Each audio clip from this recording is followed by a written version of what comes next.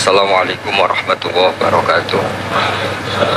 Bismillahirrahmanirrahim. Alhamdulillahirabbil alamin. Wassalatu wassalamu ala asyrofil mursalin sayyidina Maulana Muhammadin wa ala alihi wa sahbihi ajmain. Amma ba'du. Sederenge kula takdim teng para sing rawuh. Dongaaken Sayyid Muhammad Ikhlas, muridé mau cerita sangu mbek rabi. Wis dongano Sayyid Muhammad legowo di murid sing cerita rabi mbek sangu mbek nyindir Gus Raub. Ingkang kula hormati wonten Gus Raub, wonten Habib Husain, Habib Syekh Abud, wonten Habib Soleh Al-Kafs dan ingkang kula hormati. Kula berpikir begini ya. Kula ikrar ya. Kula tak sering bahasa Indonesia mawon. Kula ikrar yang diceritakan para saksi tadi, murid-murid beliau adalah benar. Sebab itu kula ikut bersaksi yang membela jenengan sehingga menangi Sayyid Muhammad ya ora duwe wajah ganteng kok Sayyid Muhammad.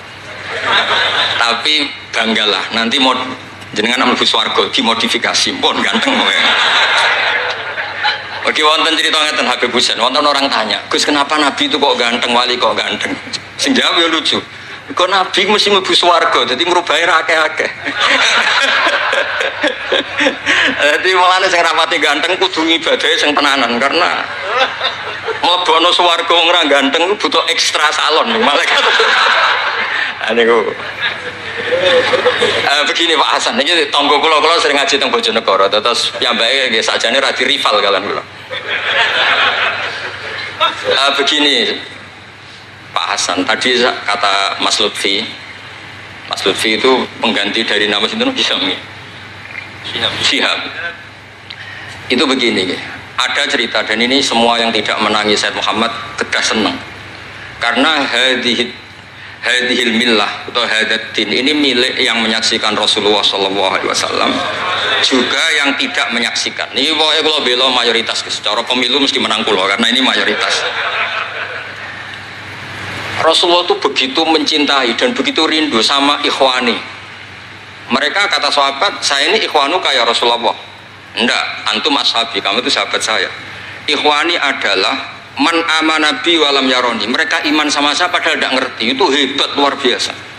Wong tidak ngerti kok iman. Wong ora tau disangoni Sayyid Muhammad kok seneng. Loh, itu hebat. Lah sing biasa disangoni untuk bojo kan seneng wajar. Nggih setuju ya? Mboten iki kan argumentasi ilmiah. Saya ini lho ini seksine Gus Rob. Saya ini di antara muridnya Mbah Mun yang kompetitor ilmiahnya baik, termasuk kategori A. Kategori A. Masalah ilmiah loh. Nah, masalah ubudiyah kalau biasa. Tapi biasanya saya itu berkah. Nabi itu nggak pernah negur orang yang ibadahnya biasa-biasa saja. Yang ditegur adalah yang ibadahnya berlebihan. Itu Abdullah bin Amr bin As. Ngerti sampai? Yang ditegur sama yang nggak ditegur itu baik mana? Yang nggak ditegur. Nabi itu tidak pernah negur orang yang ngimami pakai kulhu, tapi pakai bakoroh ditegur. Soalnya kalau lagi partai kaum duafa nih, ini suara satu lebanati, tapi ini hak nih. Sehingga dalam banyak cerita dan ini disepakati banyak ulama. Uwais Al-Qarni itu lam yaltaqi Rasulullah sallallahu alaihi wasallam wa lam yarahu. Hampir semua riwayat bilang Uwais Al-Qarni itu tidak melihat Rasulullah. Beliau itu sering nangis karena tetangga-tetangganya sudah sowan Rasulullah dan tentu mereka menjadi sahabat karena sudah sowan. Tapi Uwais Al-Qarni di ibu mokong ra karuan.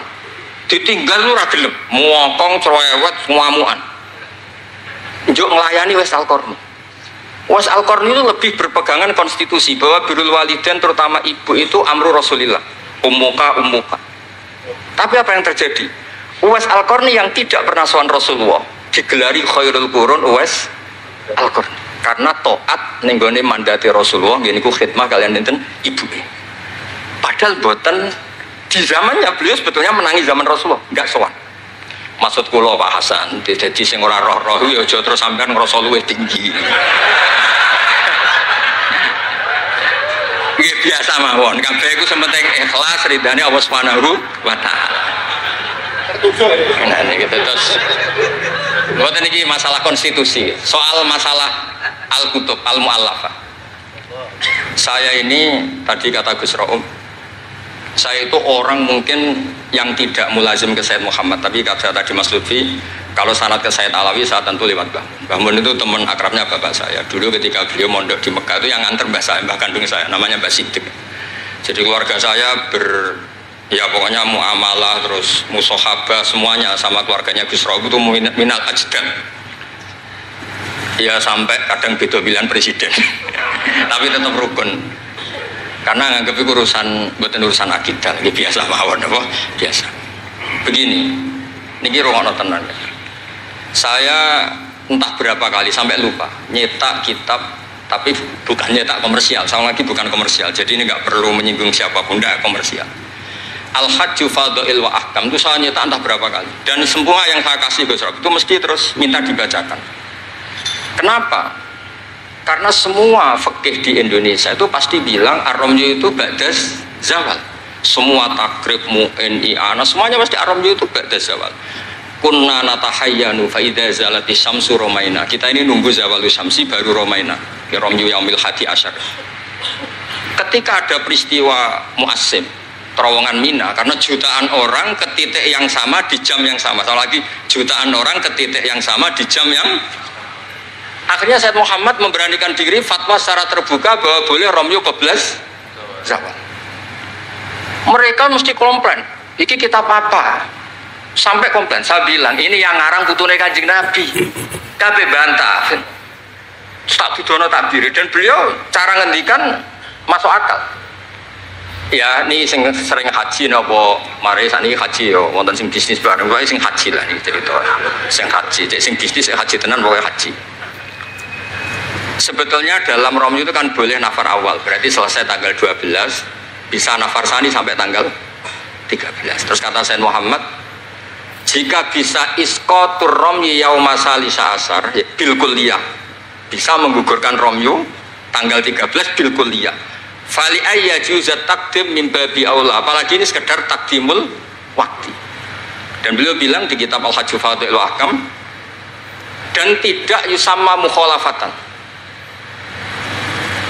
Kenapa tidak mukhalafah?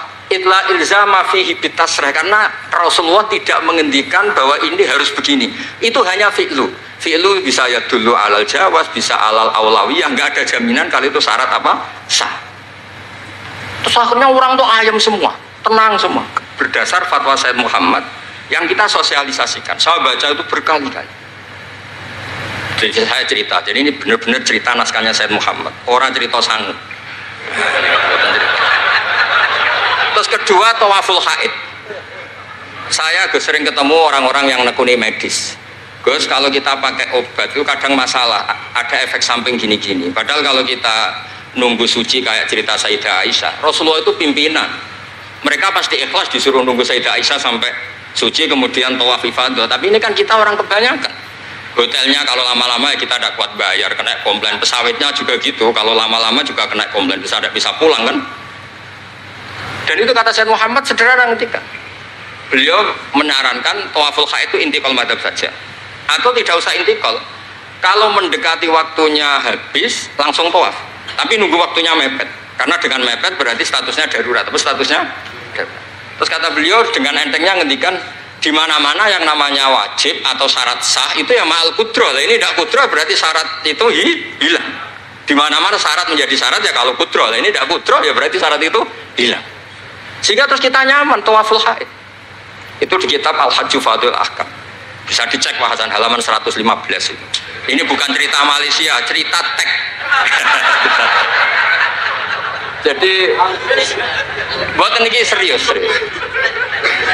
Karena tadi kan orang-orang bisa guyon cerita nikah, berarti Anda tukang nikah. Nah kalau sekarang guyon karena ilmu, berarti Anda mubarak betul. Cerita nikah iso guyu, cerita ilmu iso guyu, berarti waras sampean. Ternyata bisa senang dengan ilmu, bisa senang. Ya relax saja.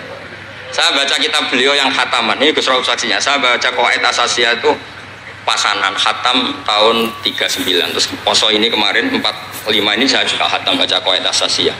Dulu itu karangan Sayyid Alawi namanya Zubdatul Itqan.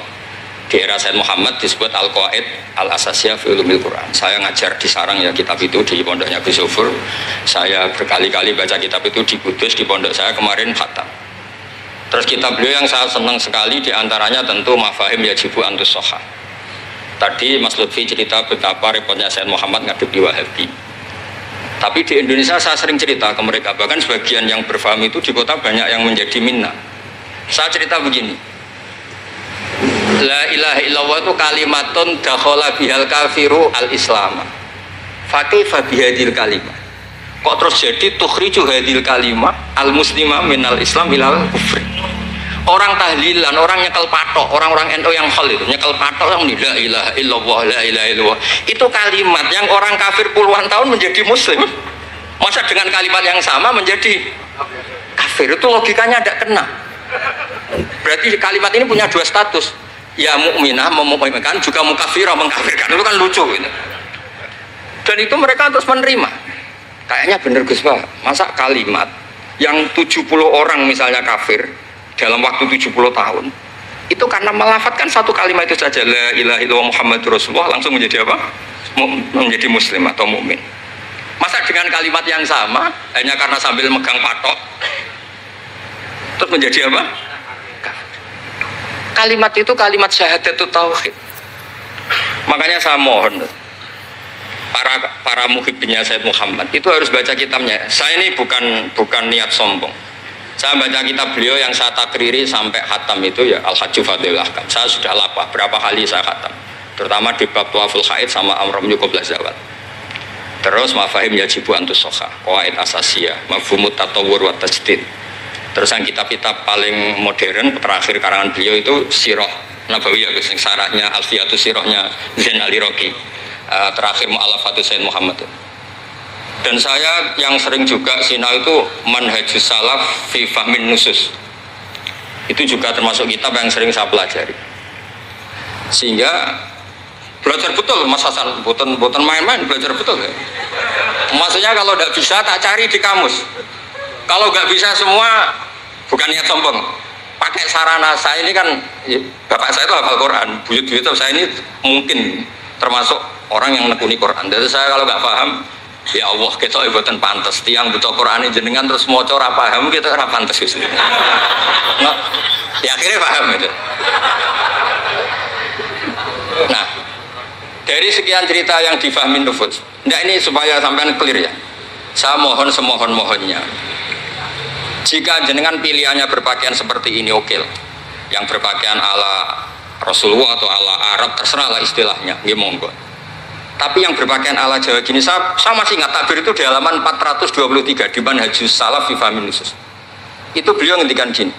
Wa kanat sunnatu Rasulillah sallallahu alaihi wasallam annahu yatamu ma yajiduhu fi ardi wa yalbasu ma yajidu wa yarkab ma yajidu mimma abahahu wa famanis ta'mala ma yajiduhu fi ardi fa huwa al-muttabi' lis-sunnah kama annahu hajjal baita min madinati faman hajjal baita min madinati nafsi fa huwa al-muttabi' lis-sunnah wa ilam tarkun hadil madinah tilka. Sampeyan cek itu. Insya Allah lafadznya itu persis. Bukan karena saya pintar atau cerdas, memang saya tekuni. Aku raiso seneng terus pasang foto tok itu tidak bisa, saya tidak jenis seperti itu. Terus seneng ngenang di sangon itu, orang iso, saya itu seperti tidak bisa. Tidak bisa, saya tidak jenis itu.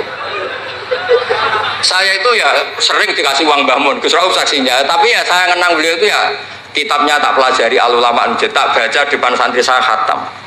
Saking senengnya saya Mbah Mun ke Sayyid Muhammad sama beliau punya karangan Maslakut Tanassuk bil ittisalat li Sayyid Muhammad, Maslakut Tanassuk al-Makki fil ittisalat bi Sayyid Muhammad al-Maliki. Saya baca khatam. Saya sampai lupa entah berapa kitabnya Sayyid Muhammad. Saya baca khatam dan ada takrirannya. Takriran ini penting karena argumentasinya ilmiah. Misalnya begini. Kalau orang ke kuburan kemudian agak ndiluk, dianggap suratus sajidin li makhlukin. Suratus sajidin li makhlukin. Maka kata Sayyid Muhammad kadang jawab ya lucu. Berarti orang yang koinnya jatuh, koin duit receh. Kalau saya kan mungkin sudah kaya uang kayak itu ya, koin jatuh tidak ambil. Kalau sampai itu kan masih diambil. Itu kan mesti fisuroti sajid atau fisuroti roket. Lah kalau itu dianggap murtad, semua orang yang ngambil HP-nya jatuh, itu semuanya Murtad karena ada suratus sujud li makhlukin, apalagi ini makhluknya koin. Nah ini bukan gitu. Ini data ya. Maksudnya tak baca di sini karena memang saya profesional. Kalau tapi jangan undang saya, yang berang undang saya Gus Rawi itu pun sekali ini dok perjanjian. Saya ini punya buyut-buyut Habib Husain Babut. Buyut-buyut saya itu tukang uzlah. Jadi saya termasuk kiai yang nggak suka diundang. Paling saya hanya ke Pasuruan karena Kiai Hamid Pasuruan itu sepupunya mbak saya. Ke Gus Rawi karena putranya guru saya. Pernah diundang Gus Kafabi karena agak-agak dipaksa. Mbah Mun itu ngaji di Pak Karim, berarti jenengan cucu murid. Waduh. Kok pakai ancaman ini kok. Wah ya sudahlah saya nurut tuh. Saya nurut, tapi saya bilang begini, saya ini punya pondok Quran, sering deres Quran. Tadi kata Gus Rauf sering deres Quran, sering nyemak Quran. Ya monggo kalau berani menanggung hisab itu. Akhirnya terus pun sekali aja karena resiko juga kan mengganggu orang yang deres itu. Buatan ini buatan ancaman, buatan cerita mawon, buatan saya biasa. Nah ini saya baca beberapa teks yang supaya jenengan ngerti. Ketika Sayyid Muhammad mencintai Imam Malik itu beliau sampai punya karangan Imam Mudairil Hijrah Malik bin Sabri, sekian cerita betapa Sayyid Muhammad itu mencintai Imam Malik. Makanya beliau dengan gelar Al-Maliki. Beliau karuan Al-Hasani tapi beliau menyisipkan gelar apa? Al-Maliki. Kenapa? Saya cerita sekian mazayanya Imam Malik. Imam Malik itu tidak berpendapat kalau ba'da sholatil asri masuk masjid itu disunatkan sholat, karena bagaimanapun itu waktu ba'dal asri meskipun ada sebab mukorin yaitu masuk masjid. Tapi beliau ada anak kecil, di sini ada takbirnya, ada anak kecil bilang ya syekh kum farka, kamu ini sudah syekh sudah kiai masuk masjid dan sholat tahiyatul masjid, kum farka. Beliau tidak debat, langsung sholat. Ketika ditanya innahu laisa bimadzhabik, itu tidak madzhab engkau ya Malik. Inni khasyitu an akuna minal ladzina idza qila lahum murka'u la yarka'u. Kayak apa? Maksudnya Mas Hasan kalau senang Imam Malik yang ngarang Imam Malik. Kalau senang Sayyid Muhammad ya baca kitabnya. Selain cerita dinikahkan dan cerita dikasih uang. Buat niki ganjarane kathah kula gojlok. Mergi dadi jenengan seneng nyeneng ngomong itu kan ganjaran. Nah sampean takok, lah ono korbane, kalau tadi ya korban berkali-kali kan saya. Terus ada lagi cerita tentang Imam Malik itu pernah dimintai orang miskin. Saya minta uangnya. Imam Malik jawab, dohirnya itu tidak Islami. Saya tidak punya uang, kapan-kapan saja ke saya. Terus kata orang di dekat Imam Malik, lima adalah takulu kama yakulun nas rozaqakallah. Kenapa engkau tidak seperti umumnya orang rozaqakallah? Enggak jadi.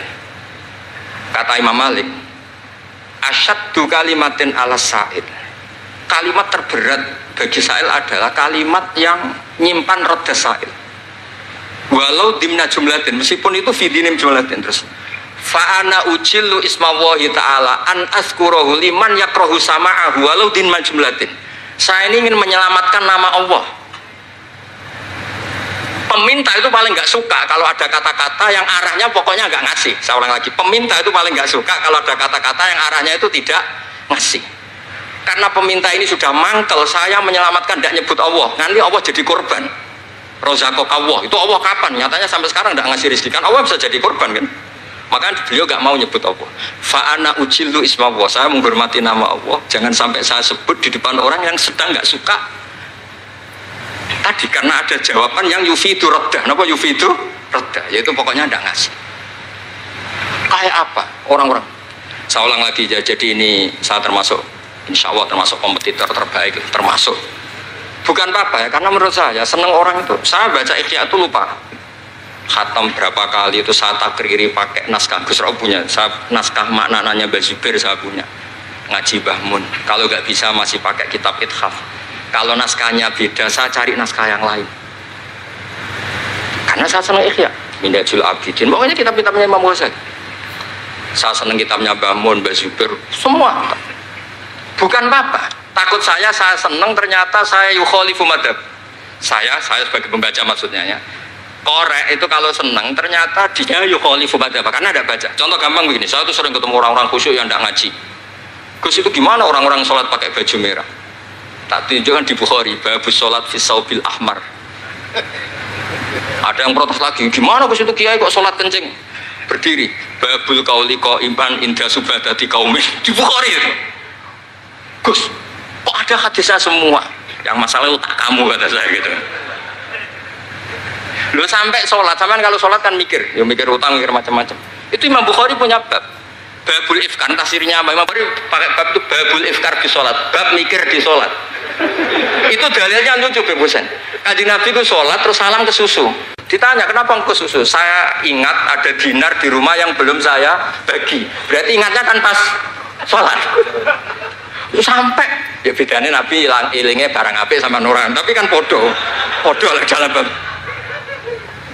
Jadi kalau suwon kitab-kitab Sayyid Muhammad yang jadi makhrajan hasanan lihadil ummah itu harus kita bela mati-matian. Misalnya begini, Atakoh Somadiyah, mungkin di Jawa Timur disebut Atakoh Kubro, yang baca kulhu beberapa kali, yang katanya bapaknya terus masuk surga itu.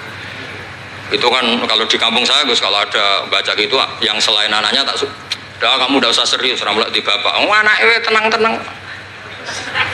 Pernah ada orang ngundang saya, Gus, ngocok Atakoh Kubro Gus. Anaknya mau nggak mangkon, monggo pinar, saya pulang. Kenapa Gus pulang? Karena anaknya ramoco wong liya bukan moco sembrono ya. Sing ana ning hadis awaladin sholihin yatullah, ra ono au kiyayin sholihin yatullah ya. Langsung Gus jenengan ngawur iki dalil. Aku ora ngawur pancen aku wong alim, mesti roh tenan. Sing ana ning hadis awaladin sholeh ora au kiyayin soleh. Jadi anak itu penting, malah mau enggak makan atau berokokan. Monggo. Semenjak itu kalau orang undang saya enggak berani kalau enggak khusyuk moco. Takut saya pulang. Lah misalnya yang undang bagakno nyangoni saya, sugih saya. Kan mboten ngefek no, teror itu mboten ngefek. Jadi ini penting, meskipun guyon, ilmu itu didudukkan. Sayyid Muhammad ngendikan hadis-hadis tentang jumlah kul huwallahu ahad semuanya itu dhaif. Saya pernah ngaji itu di Kudus cerita gini, alhamdulillah kok dhaif. Hadis tentang jumlah la ilaha illallah yang banyak alhamdulillah juga dhaif. Karena kalau itu syarat sahnya harus banyak, berarti begini, mangqala la ilaha illallah mi'ata marrah lagi dakhalal jannah. Berhubung enggak ada jumlah mi'ata marrah, satu pun sudah dakhalal jannah. Kul huwallahu ahad juga sama, di riwayat Bukhari jelas. Ada orang kalau imami baca kulhu ditanya, kenapa engkau baca kulhu? Li'annaha sifatur rahman, fa'ana uhibbu an aqra'a biha. Kata Nabi apa? Jibril datang, akhbir ya Muhammad, annallaha yuhibbu bihubbihi kul huwallahu ahad. Dan semua riwayat kadang hanya bilang hubbuka iyyaha adkhalakal jannah. Dan enggak ada riwayat hubbuka iyyaha wa qira'atuka alfa marra wa alfa marra lagi dakhalal. Kalau ada riwayat itu innalillahi wa inna ilaihi raji'un. Kita punya masalah besar karena kita nggak kuat baca lama-lama itu udah kuat. Artinya gini, kita harus menjadikan kitabnya Sayyid Muhammad ketika menvonis hadis-hadis yang jumlahnya besar tadi. La ilaha illallah. Soal kamu lakukan tetap baik, kita sepakat itu baik. Tapi jangan jadi aturan hukum. Saya ulang lagi, baca banyak tentu tetap baik, tapi jangan menjadi aturan. Kalau jadi aturan hukum berarti gini. Dakhalal kafiru fil Islam in qara'a la ilaha illallah alfa marrah mi'ata marrah. Itu yang mengislamkan di masjid capek itu. Karena nunggu alfa marrah. Jadi saya mohon karena agama ini yuridu wa bikumul yusra, agama ini Allah inginnya itu mudah. Bu istu bil hanifiyatis samha, semuanya itu mudah. Tapi jangan tahawun. Jadi kalau suwon tadi alhamdulillah sudah diduga saya 20 menit karena memang saya ini tidak bisa pidato. Saya kalau ngaji di rumah ini Gus Rob saksinya. Saya ngaji biasa 4 jam, 3 jam biasa ngaji. Ngaji ada kitabnya saya baca Jalalain, pikirnya ada Sofi, ada Futuhat Ilahiyah, kadang ada Tobari, itu kuat. Kenapa saya kuat 3 jam kalau ngaji? Saya ini pecinta umatnya Rasulullah SAW. Umat itu tidak boleh hanya mendengar kata-kata seorang bahak, enggak boleh. Harus mendengar kaifa qala Tobari, wa kaifa qala Al-Baidawi, wa kaifa qala Syaifus Shafi, wa kaifa qala Imam Syafi'i. Saking hormat saya. Cuma saya nyampaikan pancen rilek guyon karena itu wasiatnya Bapak. Hak kena ngaji guyon. Iku wong bingung kabeh sing ngaji-ngaji.